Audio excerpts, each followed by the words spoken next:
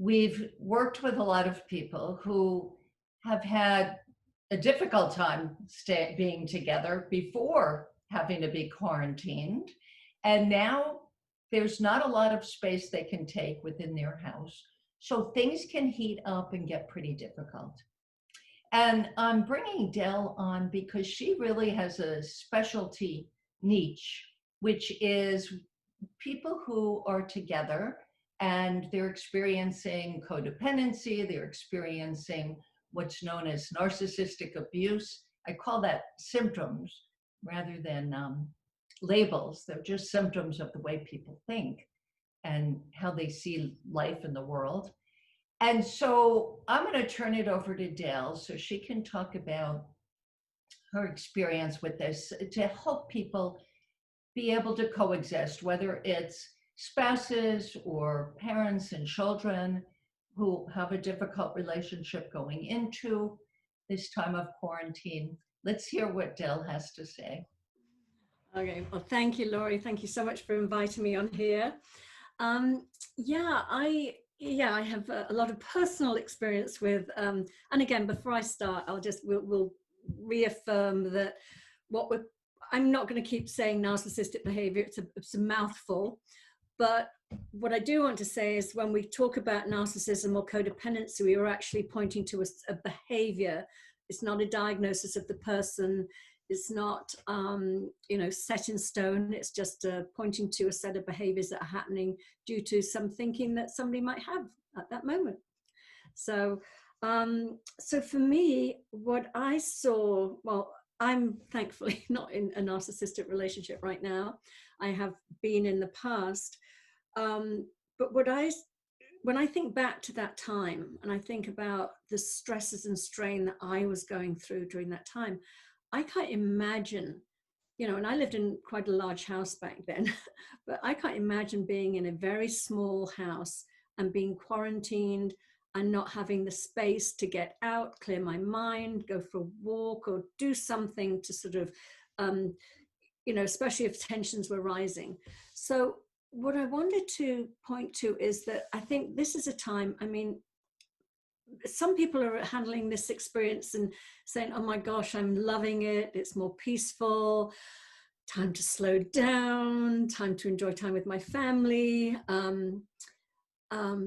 Really, really take it as a time out to reset and really reevaluate what your priorities are. And I call it the great it's like the 3P experiment. It's like all of the outside stuff was taken away for us to really go, well, wait a minute, where does my happiness come from?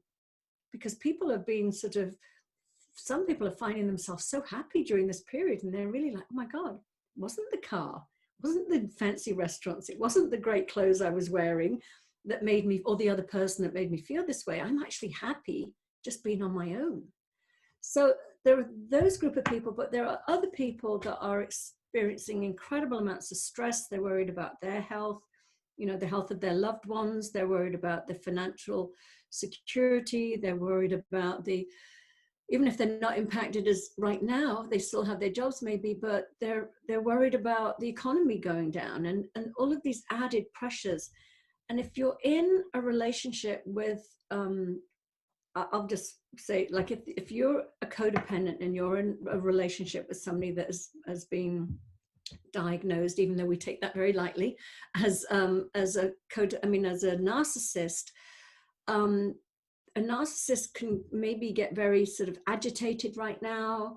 They can ramp up their anger and their expectations, and it can all get very, very stressful. So what I say to my clients that are in that situation is, number one, this is not the time to decide whether you want to be in the relationship or not in the relationship.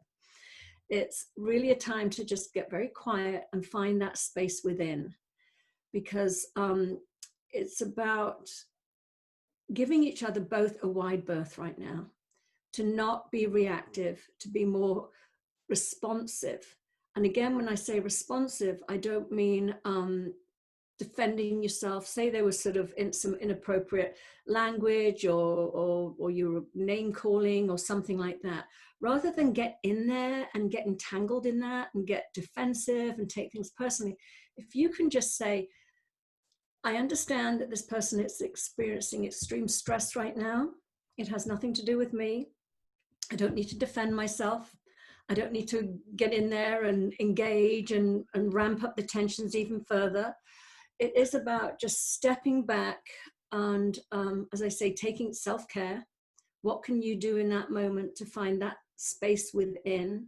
Maybe it's go and have a bath or shower, whatever. But more importantly, it really is understanding that whatever might be said is not a person. It's nothing about you. It's just their state of mind. It's their state of being at this time. They're expressing the fearful thoughts that they're having in the way that they do. So that's really what I'm telling my clients right now. But what I'm also seeing, though, is the people that have already got out of this relationship dynamic, they are alone right now and feeling very, very lonely.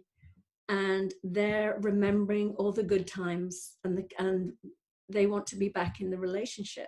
And that's completely understandable too. I mean, it's a time of, it's an extraordinary time. I mean, none of us have ever been through anything like this before. And the social isolation is creating that need for contact, for an emotional contact. And most people, it's not like they, in normal days, they would just be, probably missing their ex or whatever, in acceptance that it wasn't a healthy relationship dynamic. They've moved on, they get social, they go out, they meet new people. Oh, they can't do that right now. So they're just sitting alone in their house, fantasizing about the good things that were, and was trying to resist the need, or their feeling that they need to reach out to that partner. And that's difficult too. So yeah, that's what I'm seeing right now with this dynamic. I mean, I'm sure that most of the people that are listening will know what the dynamic looks like. I think I said to you before we were on a call last week together, classically the hookup is, the codependent is usually, an overgiver, the needless and wantless person. And then the person that's, diagnosed as the narcissistic person is usually very quite self-centered, and they like a lot of things coming to them. So they take a lot, they can be quite selfish and entitled, and that dynamic goes on. But what happens is with the codependent, when they keep giving too much, they start to get resentful, and they can be very angry too. So you've got two people that are, in this dynamic of this sort of underlying river of anger between them. And again, as I say, the confinement, I mean, the statistics are incredible right now for how many people, domestic abuse. They're saying that, and we're not talking about physical abuse here, we're just talking about sort of a toxic sort of relationship dynamic. But whether the abuse is physical or emotional, that can lead to violence. And they're saying that one of the biggest reasons they want to reopen as soon as possible is because there's a sharp rise in domestic abuse calls that are happening. So yeah, my advice is to sort of, we don't normally give advice in the principles, but during this time, but I would point people in the direction of going inside and as I said, acknowledging that everybody has their own separate reality. They're all behaving due to the thinking they're having in that moment. It has nothing to do with you. I mean, you can contribute to the dynamic by engaging and name calling back or whatever that goes on in that, or blaming or shaming and that whole dance. But if you can just sort of refrain from that and really just keep getting in touch with that wisdom that resides in all of us and that innate well-being, and just tap into that and just know that, this is the time to really focus on yourself, your own self-care, and not to start judging the relationship of, this is bad, I can't bear it, I shouldn't be here, I'm going to end this. it's that if you feel that way, and if the relationship is heading in that direction, by all means, then take that action. But I think right now it's a time of getting quiet, and as I say, just finding that space within. So Laurie, what do you think? Absolutely. Everything you said is so right on, Dell. You know, it is unfortunate that there is this rise in domestic violence now, domestic abuse and also violence. And so anything that's going to help has to be finding a comfortable feeling within the individual. We are separate beings. We have separate inner experiences. We call it separate realities. We just see things so differently. And we have a different experience within ourselves. That's what you want to go to.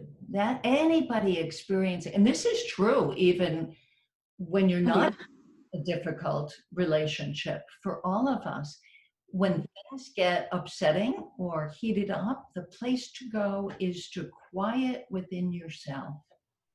But beyond your ruffled thinking and your angry, upset thinking, if you can just put things out of your mind, um, like you say, take space, go take a bath, or go read, listen to there's wonderful podcasts and webinars. Of course, I always gear people in the direction of 3pgc.org or either of our websites. We always post our own or other colleagues' podcasts.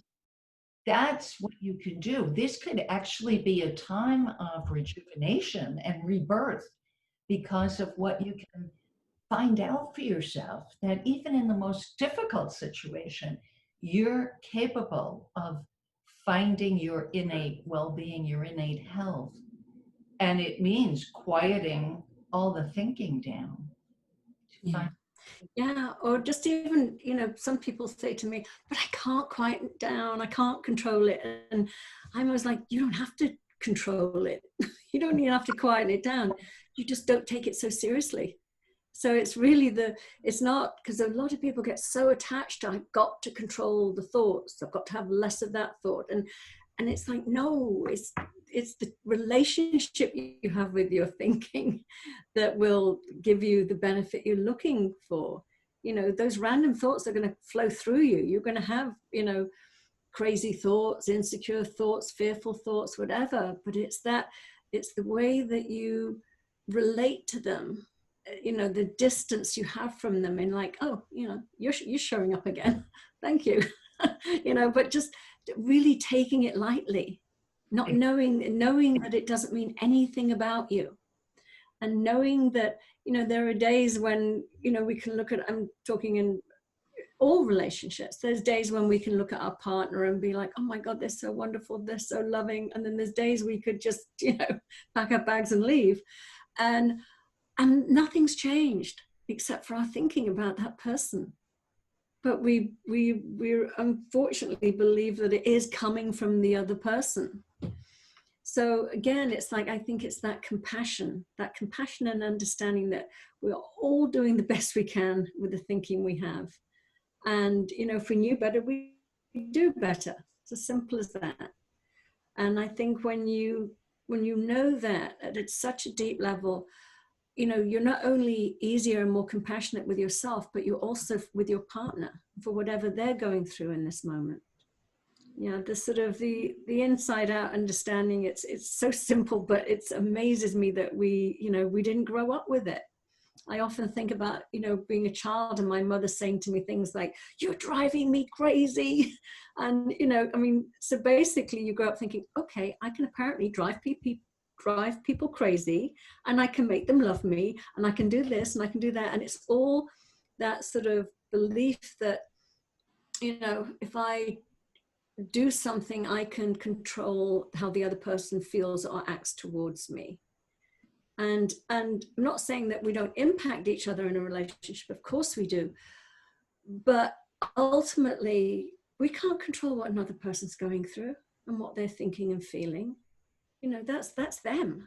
But it's having that healthy, you know, differentiation where you're not sort of like enmeshed and feeling everything and blaming each other and, you know, sort of that whole thing. It's that sort of separating and going, okay, there, you know, you staying sort of sane in your, on your side of the street, and watching somebody have a little bit of a freak out or whatever. And in turn, you know, they're going to settle down and maybe you'll have yours. But when you're both doing it at the same time, it doesn't help anybody or the situation. So it's really about maintaining your calm if it gets a little crazy out there. So that's definitely something I see here as well. Yeah, that's so true. Knowing that whatever is going on inside of us is just our experiencing our own thinking. That's all it is. And that's what helps me calm my thinking down, is not, like you said, the relationship we have to our own thinking, is knowing that it's not the absolute truth. It's not reality, even though it looks right now like, yes, what I'm thinking is real. That's reality. There's no other way to think about it. That's common. But if you just have a little, I know this has something to do with my thinking. That's all you need, just that little, that gives you enough space from being a victim of your own brain, a victim of your own. Yeah, I often think it's like, you know, like sometimes I know that I live in Malibu, which I happen to think most days is an absolutely amazing place to live, and I love it. But watching my children growing up, there would be days where it was like, I love Malibu, I love it here. And there'd be days like, I hate Malibu, it's so boring, there's nothing here, there's nothing to do. And I would laugh sometimes because I thought, Malibu hasn't changed. It's got exactly what it was yesterday. But somewhere you viewed it through a different lens and you had a different experience of it. And the same thing is for people, you know, how we view our partners. It's the same thing. You know, I found myself, even in my relationship, and I have an amazing relationship and a wonderful man, but, you know, just over a year ago, he lost his home in the Malibu fires, and he moved in with me. And he's such an amazing guy, but I could tell I was getting testy. I was getting, you know, and I kept, and I knew enough, and I knew enough about the principles to say, well, he's just as steady as a rock. He hasn't changed at all. I'm feeling differently. What is that? And I knew it was my thinking. I couldn't identify what thoughts I had. They weren't obvious to me, but I knew it was my thinking. I knew not to trust myself. I knew that this man had not changed in the least. And it's so funny. And then I saw it. I saw the invisible thought became visible to me. And I went, oh, this is what I've been reacting to. And it was all just made up. And then I was able to just relax and actually own it and say, gosh, I'm so sorry. I think I've been a bit snippy over the last few weeks. This is what I'm aware now. It was an insight. I was like, this is what I was thinking, unbeknownst to me. It wasn't conscious, but it was creating this anxiety in me where I started, you know, tapping into that. And as soon as I just saw that wasn't real, it was amazing, and everything just shifted back into place. So it really is just to take that moment and to go,